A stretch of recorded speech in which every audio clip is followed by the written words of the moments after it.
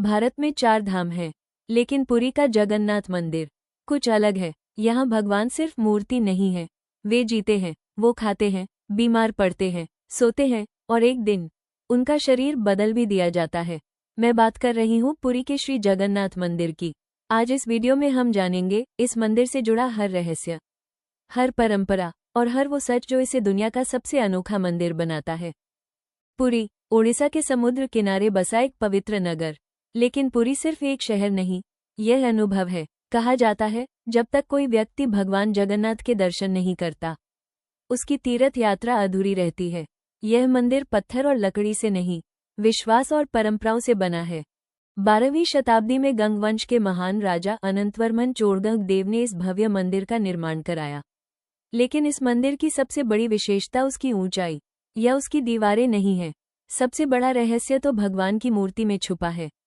कहा जाता है, भगवान विष्णु ने स्वयं इच्छा प्रकट की कि उन्हें लकड़ी की मूर्ति में स्थापित किया जाए। एक दिव्य बढ़ई आया। कुछ लोग उसे भगवान विष्णु का ही रूप मानते हैं। उसने एक शर्त रखी, जब तक मूर्ति बन रही है कोई भी अंदर नहीं आएगा। दिन बीतते गए, लेकिन अंदर से कोई आवाज नहीं आई। रानी सुभद्रा को चिंता हुई।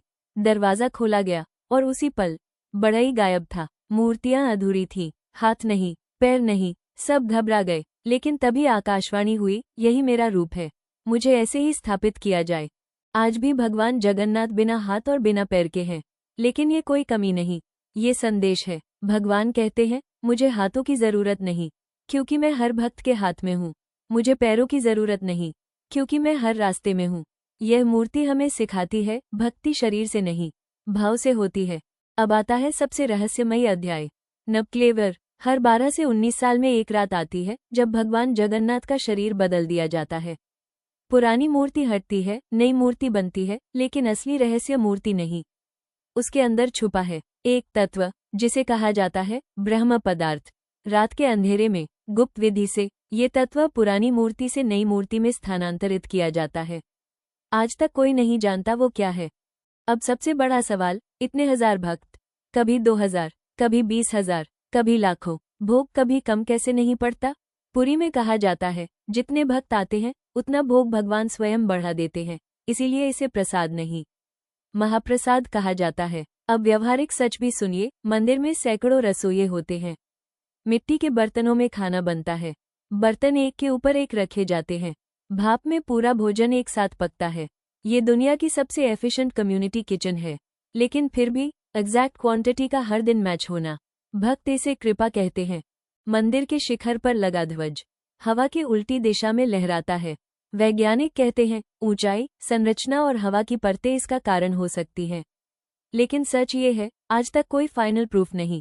पुरी के भक्त कहते हैं, ये ध्वज नहीं, भगवान की चेतना है। सिंहद्वार के बाहर समुद्र की आवाज स्पष्ट सुनाई देती है, लेकिन जैसे ही आप मंदिर में प्रवेश करते हैं, आवाज गायब हो जाती है। कुछ इसे आर्किटेक्चर कहते हैं और कुछ कहते हैं ये शांति भगवान की उपस्थिति है। साल में एक बार भगवान जगन्नाथ अपने भाई बलभद्र और बहन सुभद्रा के साथ मंदिर से बाहर आते हैं। ये रथ यात्रा बताती है, भगवान भक्त के पास खुद आते हैं। मान्यता है, कोणार्क सूर्य मंदिर और पुरी का जगन्नाथ मंदिर एक दिव्य ऊर्जा रेखा से जुड़े हैं। सूर्य की ऊर्जा पुरी तक प्रवाहित होती है, इसलिए पुरी सिर्फ मंदिर नहीं, ऊर्जा केंद्र है। अगर आपने ये कहानी अंत तक सुनी है तो ये सिर्फ संयोग नहीं, शायद भगवान जगन्नाथ ने आपको याद किया है। जय जगन्नाथ।